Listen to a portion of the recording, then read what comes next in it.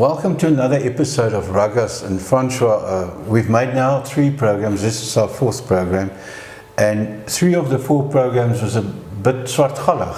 Yeah, but negative, yeah. and now the same one. No, not the first one, but anyway. Yeah, 3. I want to discuss the selection policy of the Springbok management, Springbok coaching staff. Name them whatever you want. According to me, the World Cup squad has been decided on. The only way the World Cup squad will be changed if there's an injury that puts the guy out for 2 years. So a career-ending injury. Yeah. They've decided on their team. I think this team was decided on after the win of the previous World Cup. And nothing is going to change these guys' minds. And we don't sit with the best players in that team at this stage. No, we're sitting with a lot of players that's not at their best. We're sitting with Villilere, we're sitting with Pollard, although I think Pollard has been hampered by the type of rugby that the game plan. We're sitting with Yankees at scrum half. We're sitting, there's several players that's not at their best. And we're sitting with Damien Willemse. These guys does not deserve to pull a Springbok jersey over their head, but still they are continuing getting exposure, making them ready for World Cup in France 2023. Yeah, because our concern is currently where is our younger players that should be getting the exposure and experience now, because there's a lot of these players that most likely going to retire from international rugby after the World Cup. You won't see Elton Yankees there. You won't see. It's a bit. I think we'll go there. You get 3 months rest now. You won't see a Dwayne Vermeulen, and you won't see Popcorn. There's a lot of players. You won't see Villilere. There's several players that's going to retire. Most likely also the coaching staff that will be moving on. Well, they're only contracted, and that's my problem with the way we appoint the Springbok coaching staff, and that's, I personally think, the reason for their reasoning in selection. It's from World Cup to World Cup. They were appointed for the 8 years, for the previous World Cup and the next World Cup. Thereafter, it seems like they've already been told they will be replaced. So they don't give a damn of what happened to Springbok rugby after France in 2023. Personally, I think we will go back to where South Africa has been demolished on the rugby field for 2 or 3 years. Until we've managed to establish. But that's unfair. That's unfair to a Elrich Louw, Evan Roos, Pepsi Buthelezi, and these guys whose name is supposed to be known as one of the big Springboks that played rugby. And their first 2 or 3 years in the Springbok rugby will be one of shame. Yeah. Well, look, it's going to take them now, 2 years to get to the Springbok level, because currently now they're not being considered. Then they get there, now they might have to play in a depleted team.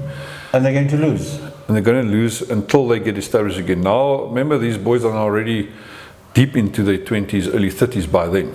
No, not really. Evan Roos will be 24. Most of them will 23, 24, 25. That's fine. So maybe the age is not a good argument. But what we're trying to say is the continuity.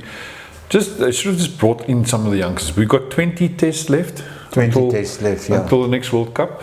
And really, I hope we're going to give Afalele Fassi some more game time. I mean, there's lots of names that can just be made part of the group to start understanding senior Springbok rugby, the culture, the preparations, the exposure. But seemingly now, it's a tight-knit group, with very little room for new experience. What's the message to Evan Roos? You can do, the silly arguments that, firstly they said the guy must play constantly good rugby.